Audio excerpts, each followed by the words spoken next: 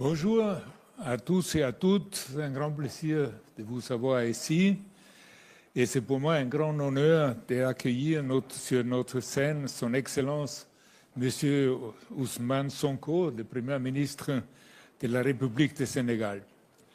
Le Premier ministre Sonko incarne une remarquable combinaison de services publics, de rigueur juridique et un leadership politique que j'appellerais même audacieuse.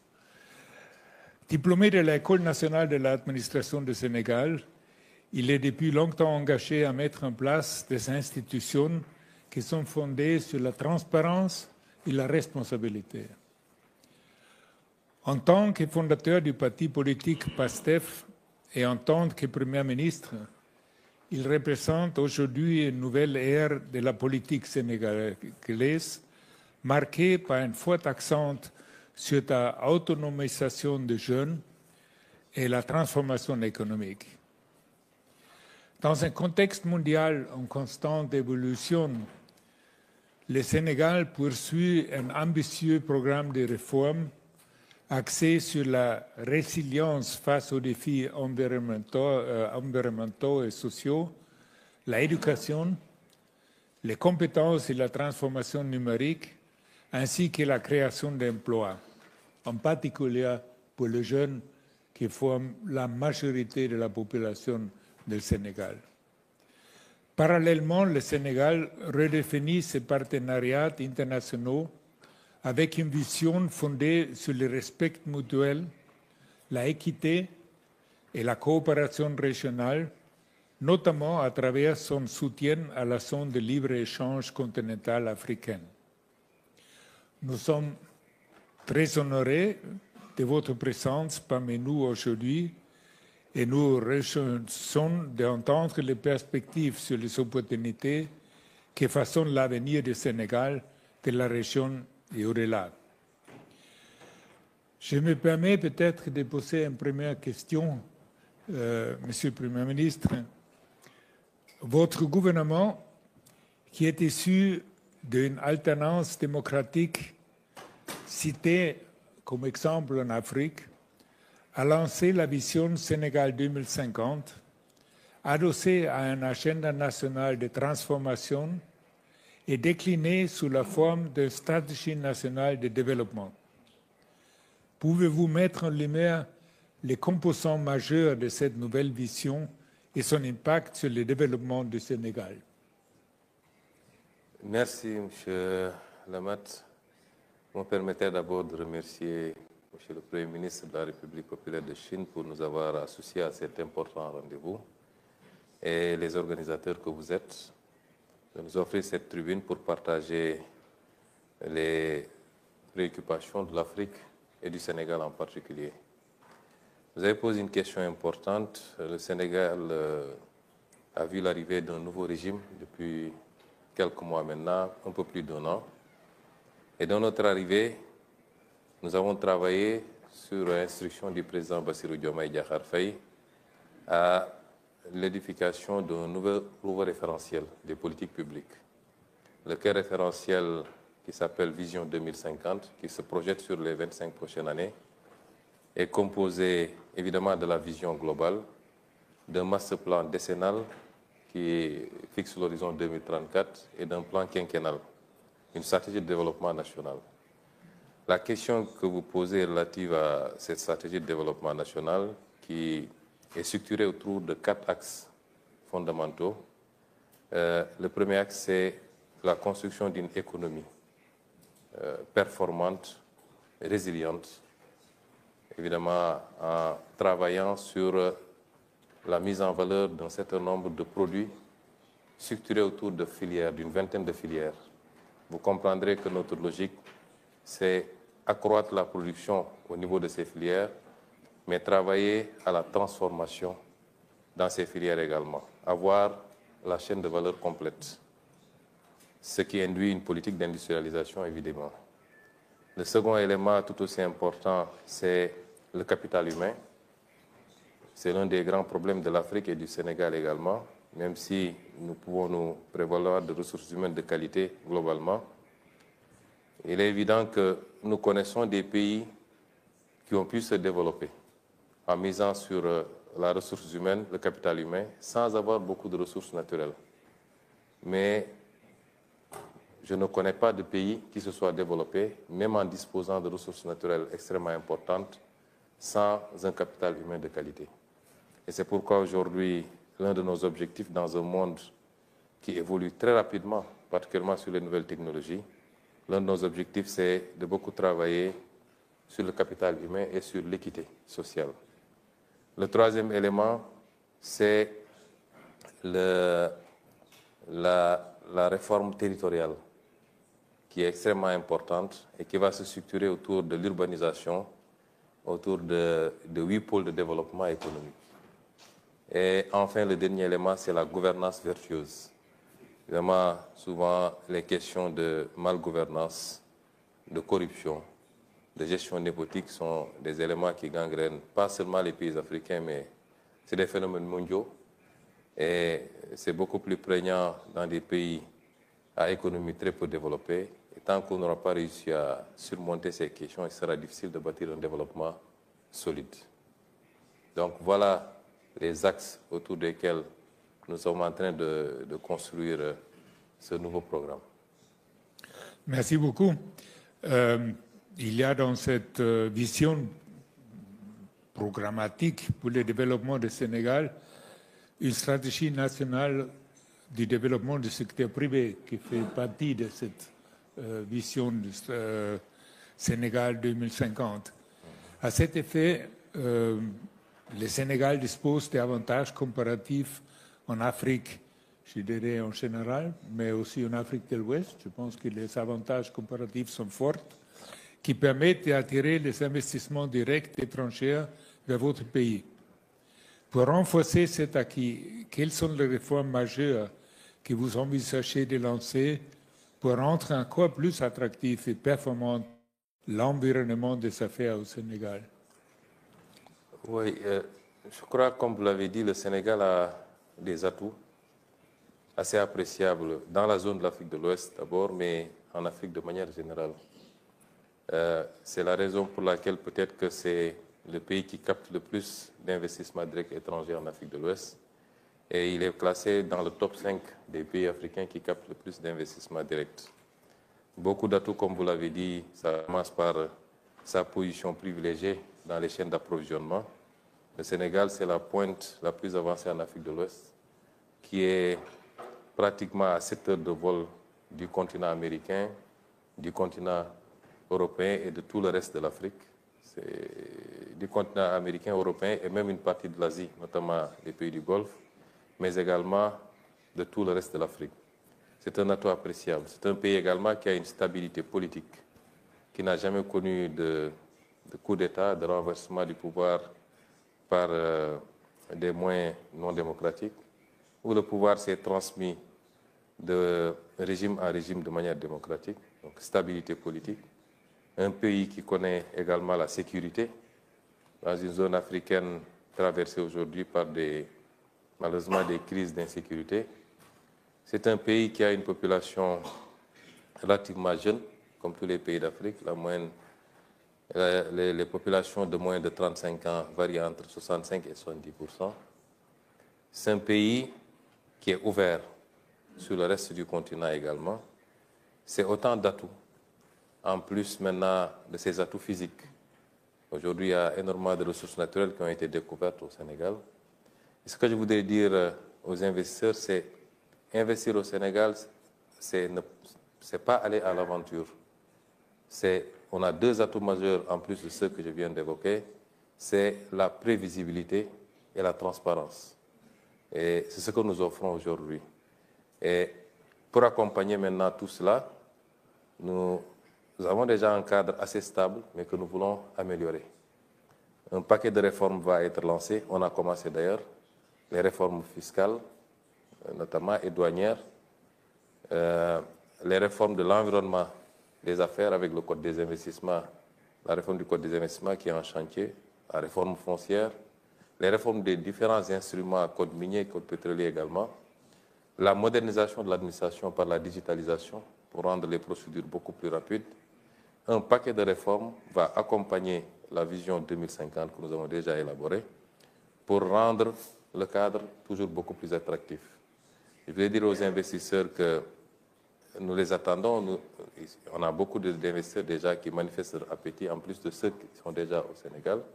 Nous les attendons pour venir participer à ce travail, à cette œuvre, qui, au-delà du Sénégal, vise un marché beaucoup plus important. Le Sénégal, ce que nous voulons en faire, c'est un hub de l'Afrique de l'Ouest pour toucher un marché de 400 millions d'habitants de l'Afrique de l'Ouest, la zone CEDEAO particulièrement.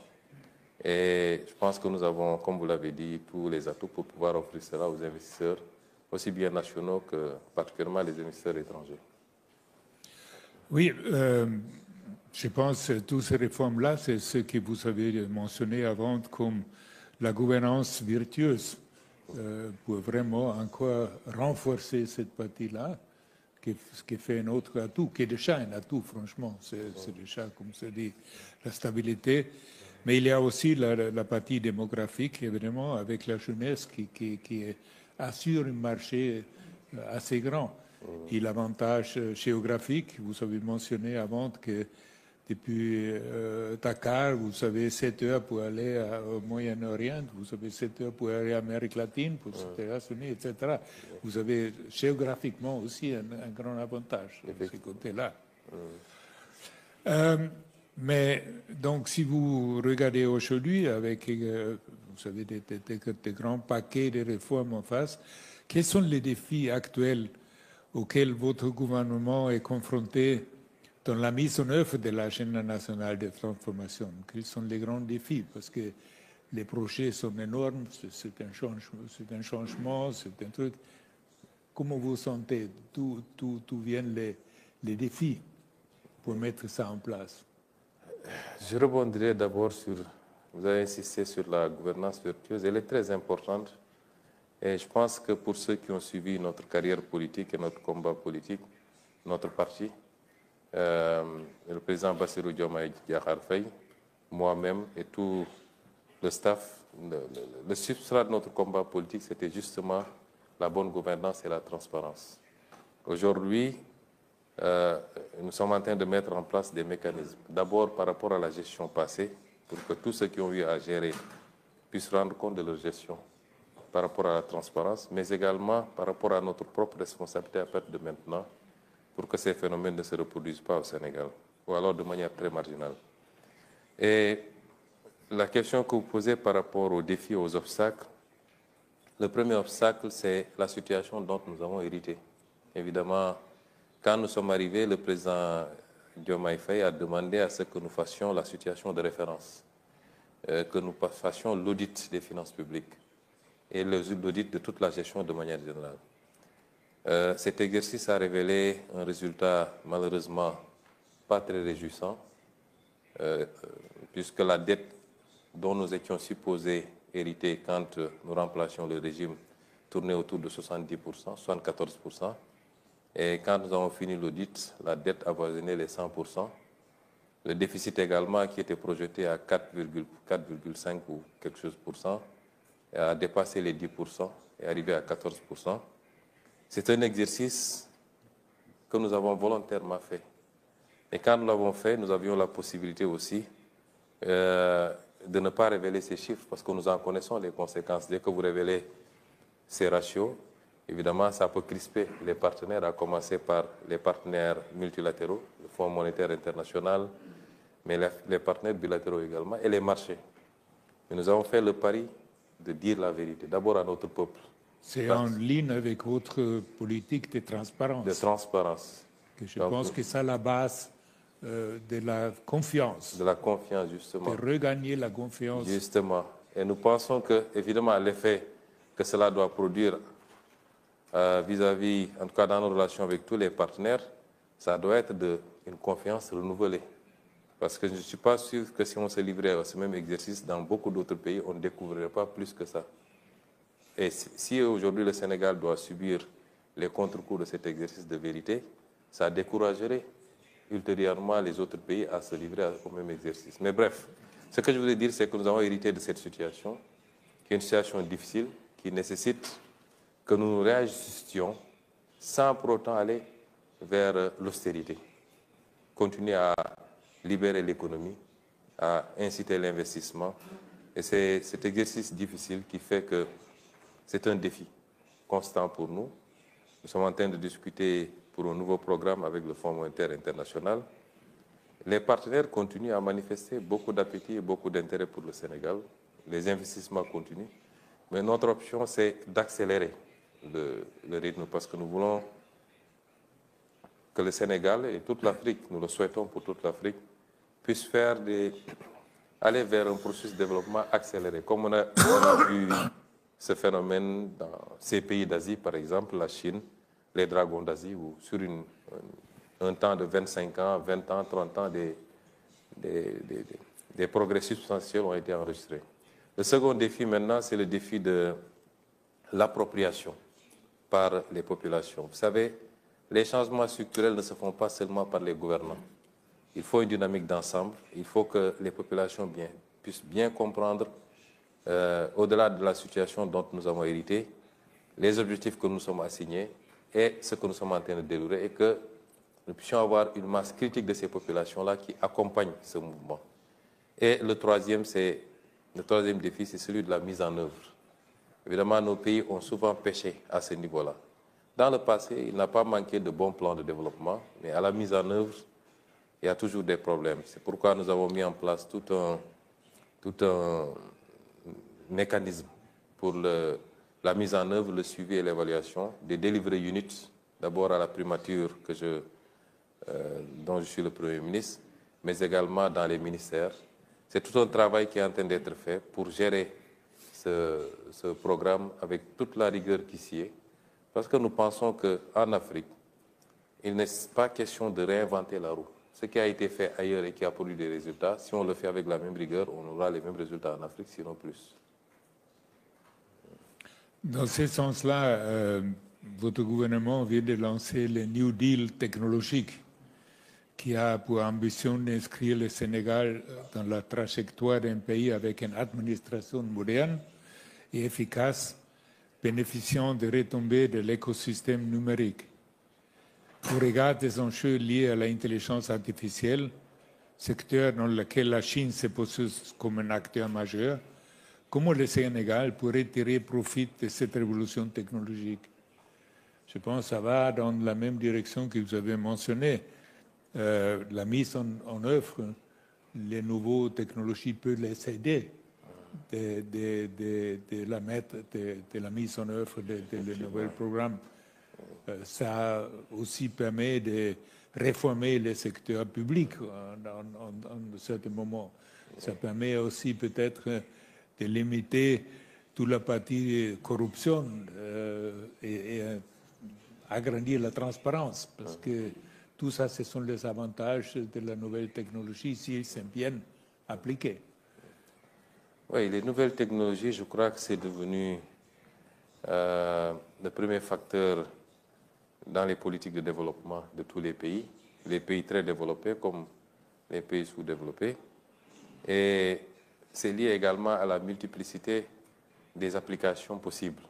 Vous avez parlé d'une possibilité, c'est-à-dire les réformes administratives qui peuvent être accompagnées, assises sur les nouvelles technologies, le numérique particulièrement, la digitalisation, mais c'est également l'économie de manière générale, c'est l'application dans des secteurs comme la santé, comme l'agriculture, la multiplicité des possibilités d'application fait que le secteur numérique est devenu un secteur extrêmement important. Évidemment, il y a un pan entier. Je suis accompagné ici du ministre chargé du numérique au Sénégal qui a élaboré avec ses équipes le New Deal technologique, qui est un plan ambitieux, structuré autour d'un certain nombre d'axes. Le premier axe, c'est le renforcement du cloud, mais également des capacités de calcul, mais tout ça dans une option de souveraineté. Parce qu'aujourd'hui, en Afrique de manière générale, la question qui se pose, c'est qui gère nos données? Qui gère les data centers? Je crois que, selon les statistiques que j'ai visionnées, l'Afrique ne possède que 1,3% des data centers mondiaux. Vous voyez comme le gap est énorme. Et c'est d'abord une question de souveraineté. Le second élément maintenant, c'est la formation.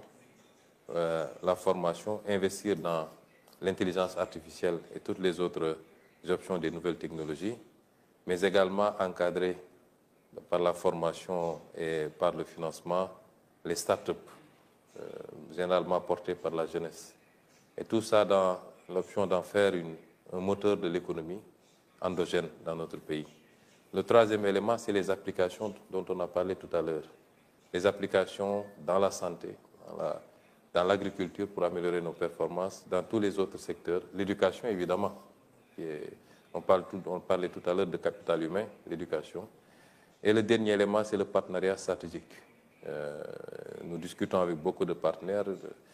Il y a 3 jours à Hangzhou, nous avons visité le siège d'Alibaba, nous avons visité le siège de Brenco, je crois, qui sont très avancés sur les questions d'intelligence artificielle, de nouvelles technologies. Ce partenariat stratégique-là qui nous permettrait peut-être de bénéficier de cette mouvance tirée par les pays les plus avancés dans le domaine. Donc c'est un élément, un facteur extrêmement important et nous invitons également tous les partenaires à une coopération, une collaboration très approfondie dans ce domaine. Dans la partie des avantages comparatifs, l'infrastructure, à mon avis, au Sénégal, il est un avantage comparatif aussi. Si on compare avec les pays voisins, je pense que de ce côté-là, le Sénégal il a un grand avantage aussi.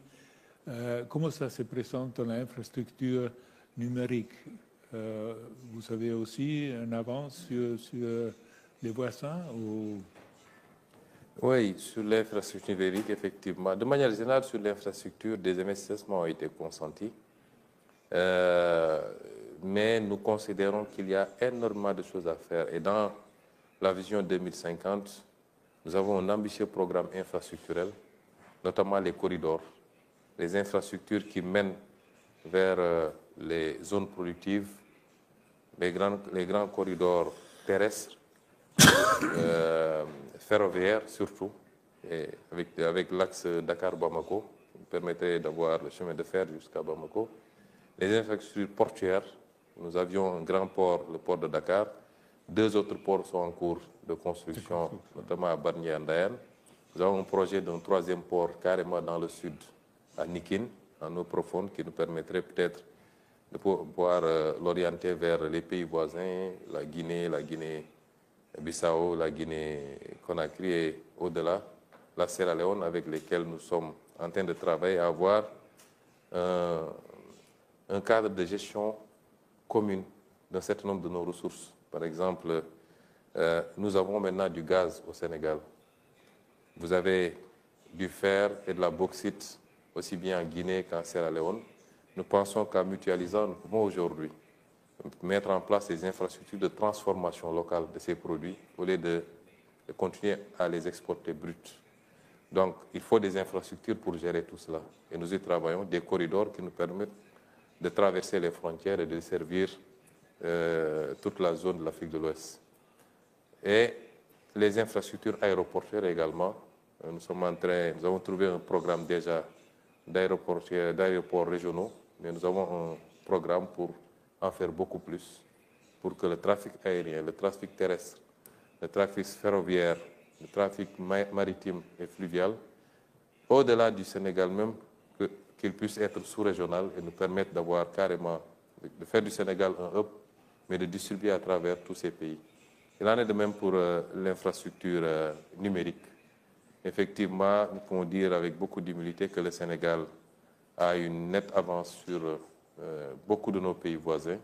Si je prends par exemple notre société nationale de téléphonie, elle est présente dans beaucoup de pays, elle est présente en Sierra Leone, elle est présente au Mali, et je crois qu'elle est présente également en Guinée.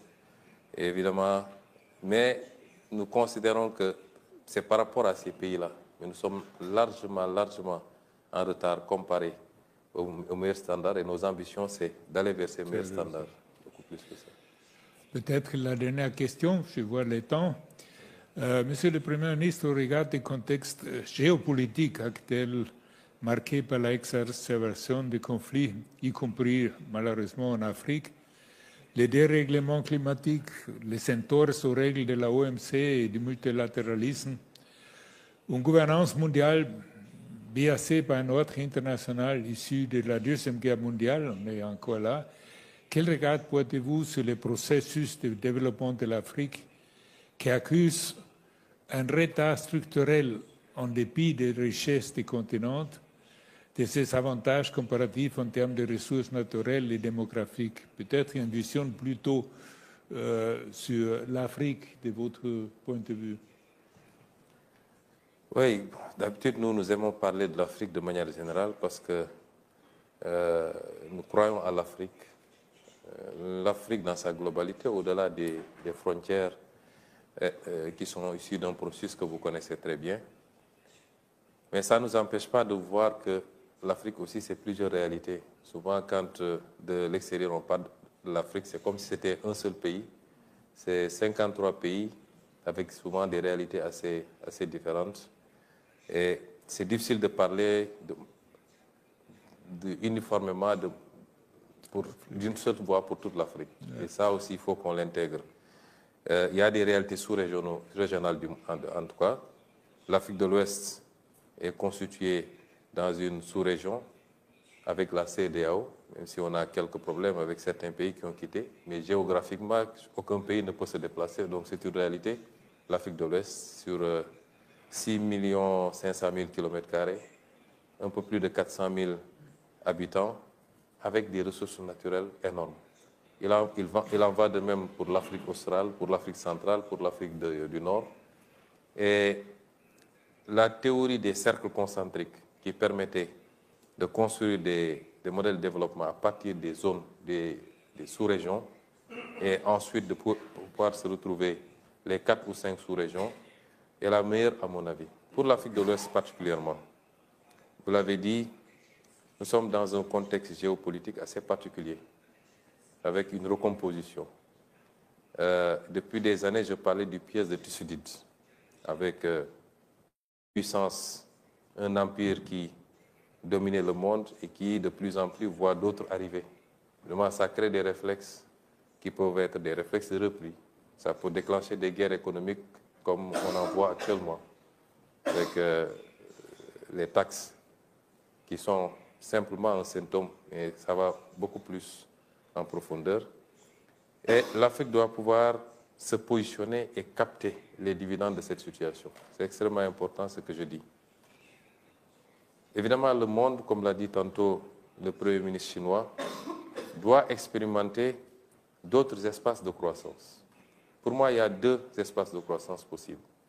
L'espace immatériel, et c'est forcément avec les nouvelles technologies qui vont tirer.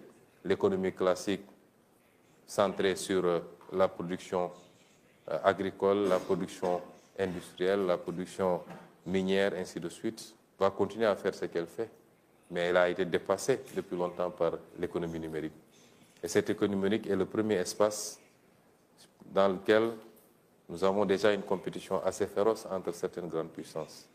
Mais il y a l'espace géographique qu'il faut rechercher. Et cet espace géographique ne peut être que l'Afrique. L'Afrique est le seul continent où tout est à construire aujourd'hui. Le seul continent où tout est à construire. Et c'est un marché important, avec une demande de plus en plus importante en produits industriels et en services sophistiqués. L'Afrique, ce sera 25% de la population mondiale en 2050. C'est un marché important. Et je crois qu'au-delà des défis auxquels on est confronté, le défi de la stabilité politique, le défi de la sécurité, il est important que le monde comprenne que c'est maintenant qu'il faut miser sur l'Afrique. S'il ne faut pas commencer tout de suite et maintenant avec tout le monde, il y a des pays qui sont moins prêts, et je pense que le Sénégal en fait partie, puisqu'il offre toutes les garanties d'un investissement sécurisé et profitable, et il n'est pas le seul. Et je pense qu'aujourd'hui, c'est le message qu'on peut lancer, mais il y a une bonne partie du travail qui doit être fait par nous-mêmes, Africains. Nous devons quand même donner les garanties et les gages qui permettent au monde d'avoir cette assurance-là, de venir investir massivement en Afrique et de nous permettre d'accélérer notre cycle de développement pour, sinon rattraper le reste du monde, mais aujourd'hui être au rendez-vous, comme disait le président Senghor, du donner et du recevoir. Pour le moment, on n'est pas encore à ce rendez-vous. Et nous en sommes conscients, nous au Sénégal en tout cas.